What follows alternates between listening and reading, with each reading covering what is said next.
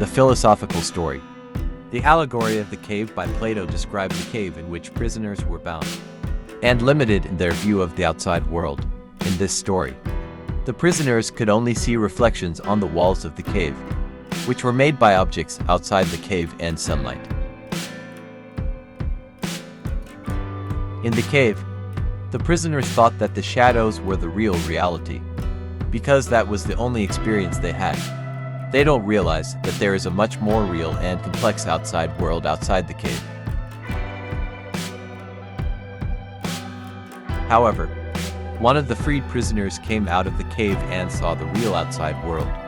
He experienced the magic of sunlight, the colors of nature, and a complexity he had never imagined before. Later, he tried to go back into the cave to tell his fellow prisoners the real truth, but they didn't believe him. For them, reality is limited to the shadows on the walls of the cave.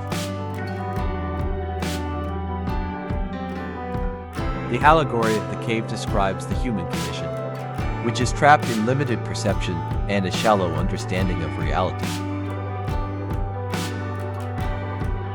Plato associated caves with the material world that we experience, and images as limited representations that we receive through our five senses.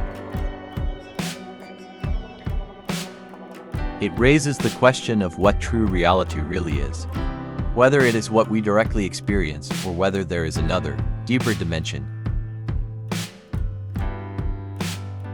This story highlights the importance of critical thinking, reflection, and the search for knowledge to break out of our stupidity and the limitations of our perceptions.